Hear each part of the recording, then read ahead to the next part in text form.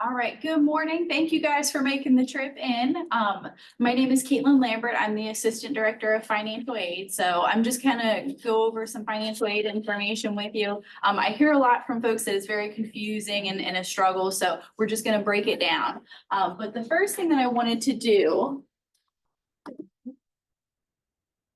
is have you guys scan this QR code real fast. And the first word that comes to mind when you think of financial aid, just go in and put that in there so that it pops up for me. And we'll kind of talk through them. And the folks on Zoom, you guys can do the same thing. You should be able to scan the QR code and it will allow you to just put in your first thoughts. Honest thoughts, it doesn't tell me who submitted it. So just be honest what you guys think of when you think of financial aid.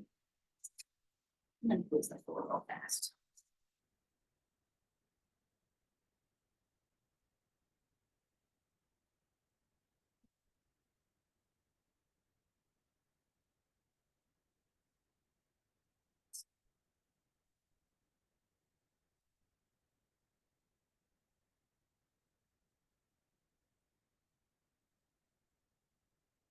Okay, so we're starting to get a couple of submissions. We'll wait just another minute for a couple more to come in. And if you don't want to do it, you don't have to, but I just figured it would be something different to think about. Okay, so these are some of the words that come to mind with financial aid. As you will notice, none of them are fun. So I'm trying to make our presentation about financial aid a little more fun and entertaining. One of the things that I hear a lot with the FAFSA is that it's super scary. So I want to avoid some of that stress, and we're just going to talk through the steps and stuff, not just the FAFSA itself, but also what happens once it's been submitted. So we're going to talk through that together. Thank you. Okay. So the first thing is what you need to gather before you apply. Each year the tax information is different. This year we are using 2022 tax information. That's the first thing that you want to grab. In most cases, there is a link up with the IRS now where it will just pull that information over, and you may not need all of it, but it's better to have it than not. Next thing is your social security number. How many of you all have your social memorized without having to look up your card? Nobody? Okay. Make sure you have your card handy, or you have mom that has it somewhere. Whatever it is, you got to make sure that it's right. Oh, okay. So you want to make sure that your social security number is correct when you get started. If it isn't correct, you have to start the application all over. It will not allow you to fix it. So got to make sure that that one's right. Any eligible non-citizens that have alien registration numbers, again, you want to make sure that it's right. And then bank statements. So anything related to your cash, savings, checking, other investments, you want to have those handy unless you have them memorized, or you're going to have your bank app handy when you're doing the application. And then there's also the FSA ID. So if you move to the next slide. The next slide talks about creating an FSA ID. This is your way to e-sign the FAFSA. You create it one time and it's good for the entire time that you ever need to use the financial aid system. So anytime you renew your application, anytime you want to check the status of any loans, you want to see how much financial aid you've used, all of that uses that same username and password. So you as the student have to create one. And then if you are considered a dependent student where you're under 24, not married, no children, you have to include parent information. So a parent is creating an FSA ID as well. The link is here at the bottom of the presentation. But you can also just type create an FSA ID and it will take you to that same place. But it's free to create it. The big thing to remember is you want to do this about 3 to 5 business days before you plan to tackle the FAFSA. Because they verify your identity, it takes a couple of days for it to go through the Social Security Administration, Homeland Security, all that other stuff. So 3 to 5 days before you jump into the application. All right, next. All right. When you are ready to complete the FAFSA, you can do it online. Most folks try and do it at home. It takes about an hour, especially if you've never done it before. If you come into the financial aid office, in most cases, we can get it done in about 30 minutes, if not less. Because we know what questions need to be answered and we'll be able to help you navigate everything. So if you feel comfortable tackling it at home, do that. If not, come into the office during our normal business hours. You don't need an appointment, just come in when we're open. Or you can schedule a virtual appointment, so we can help you with your FAFSA over Zoom. It will be you all sharing the screen and driving through the application, but we will be there to guide you through the questions, talk through different things if you need it. So don't stress about it, just know that you have help if you need it, okay? Go ahead.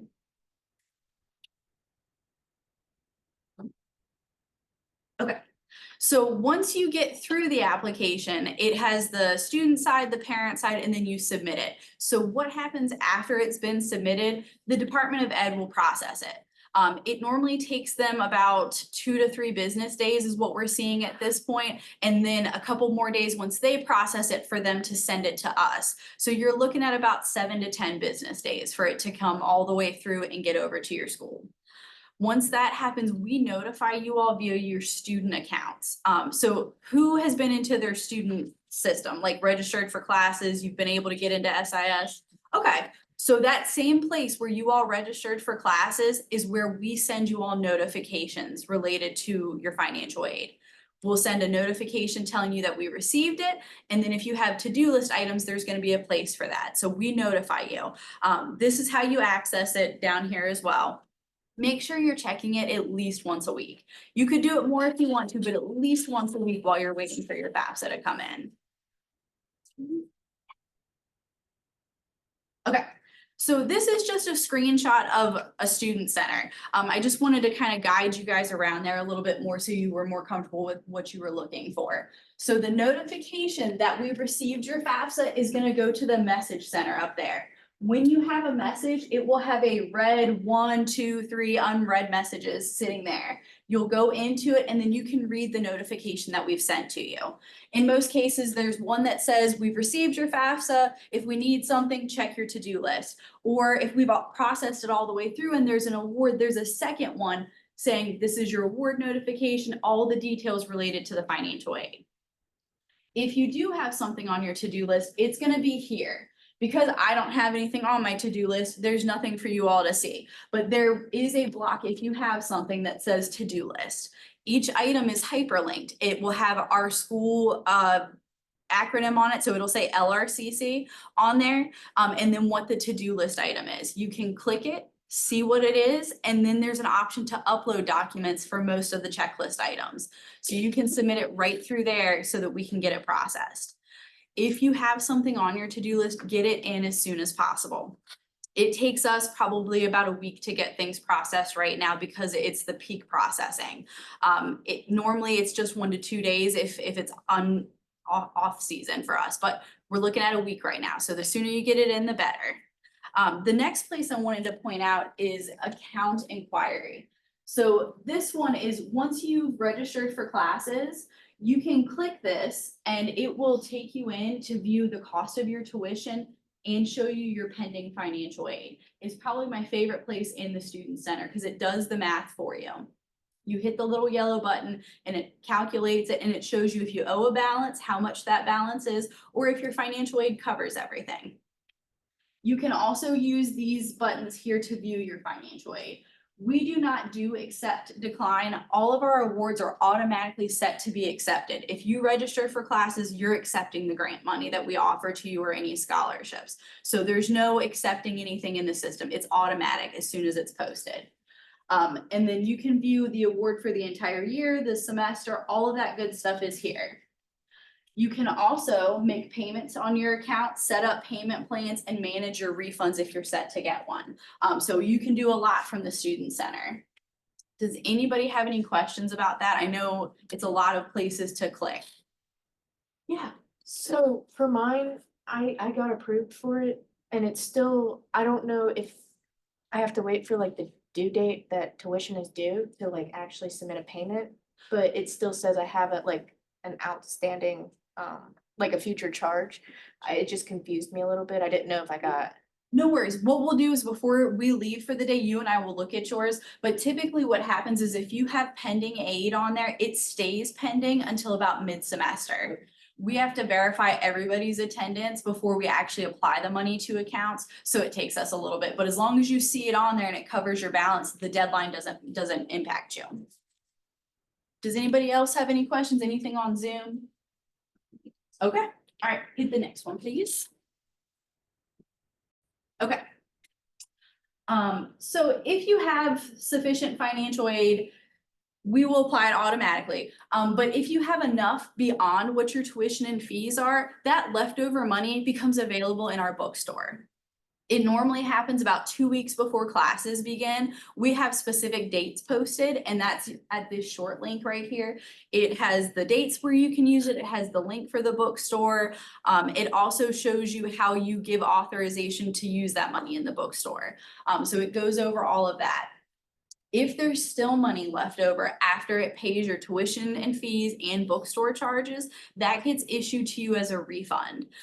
So refunds are for you all as students. The school's not allowed to hold them. We can't roll them over to another semester. If you get a refund, it is yours to keep for anything educational. We cannot go on a cruise together, but you can save it and use it for other things or reimburse yourself for supplies you bought out of pocket. So that's yours to keep if you qualify for it. All right. The one caveat to that I didn't put on here is that any refund that you receive is based on the expectation that you're gonna pass your classes. If you fail or withdraw from classes, there's a possibility you can owe money back to the college because you're not meeting the guidelines that are set by the Department of Education. So it is super important that whatever you take, you pass for the semester. If you do end up owing money back to the college, we'll notify you, but hopefully that won't be an issue. All right, go ahead, next one. Okay, so let's say you've got your FAFSA already done, but you owe a balance, or you only qualify for a student loan for the year. Each school is different. At Laurel Ridge, we don't automatically post loans for students. Because they have to be repaid, we require you to do an additional step. So for us, it's doing the loan form in addition to the normal online master promissory note and entrance counseling. We want to make sure that you all as students understand what you're paying back. There are two kinds of loans. There's a direct student loan. That's one that you all get to take out. You don't need a credit check. You don't need a co-signer. It's yours. You are responsible for it. The other one is a Parent Plus loan.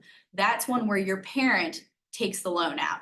They do the credit check, they do the co-signer if needed, and they are responsible for repaying the loan. So there's two different kinds, and we have them broken down on this website. So if your parent is willing to do that for you, awesome. If not, the direct loan might be the way to go. The other option is to set up a payment plan. So they have set payment schedules through our business office. You can set them up through your student center, but this keeps your classes protected while you make those smaller payments. The big thing to remember with payment plans is you want to set them up as early as possible so that you get the most options. The closer we get to the semester starting, the less options you have. And then the last one is just making the payment. So if you owe a smaller balance that you can pay on a credit card or out of your bank account, you can do that online. It takes effect immediately and it takes care of your balance so the payment deadline doesn't impact you. There's also the option to make payments in person at the business office here in Middletown. We do not have one at the Fauquier campus. So if you do have to make a payment, I suggest doing it online or by phone so that it can be processed immediately. If you do have a check, it can be brought to the Fauquier campus, but it has to come in the courier to Middletown to be processed. So just be mindful of those options. Does anybody have questions about those three things? Anybody in the chat? Okay. All right, next one. Okay. So there are other funding resources available. Some are through the college, some are just community ones that we share. So this is the best short link to use to see all of them. We have them broken down as what you should do first all the way down. But we have college scholarships. How many of you guys have done a scholarship application for Laurel Ridge? Okay, awesome. So know that if you haven't done one yet, you can still do it. The priority deadline has passed for that first round of awarding. We did that in May, but we do 6 or 7 of them throughout the year. So there's still an opportunity to get funding later on this semester. So make sure that if you haven't applied, you do it. We notify you via your student email. So your My Laurel Ridge email if you've been offered a scholarship. So again, you want to make sure you're checking it at least once a week, if not more. There's also a community scholarship page. These are ones that businesses or local donors have sent us their scholarship applications and they want our students to apply.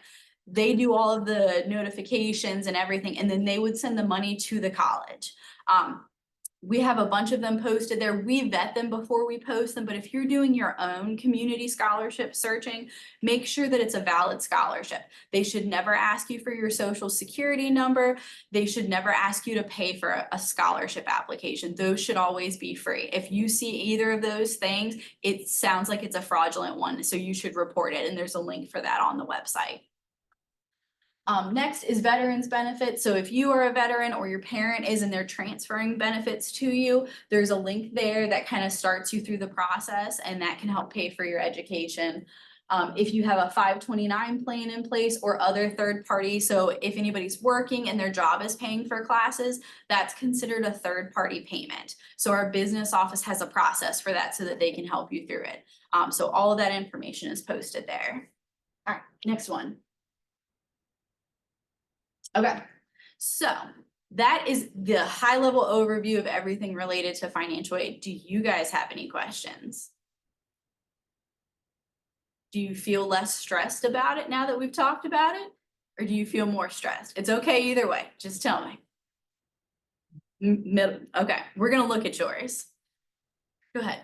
I was wondering, what if someone gets approved for financial aid or scholarship or whatever, and for whatever reason they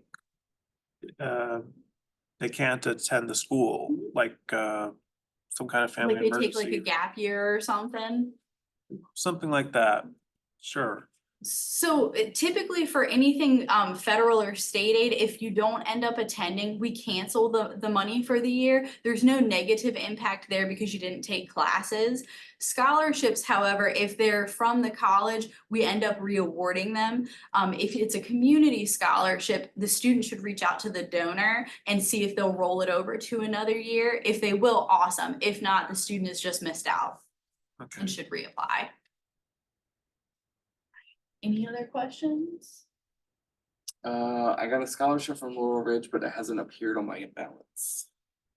Okay, hang on after the Zoom call. I will look it up for you and we'll see what's going on. Awesome. Okay. Any other questions? No? Okay, go ahead and hit my last one. Okay, so I'm one of those people that, you messed up the impact. No, I'm just kidding.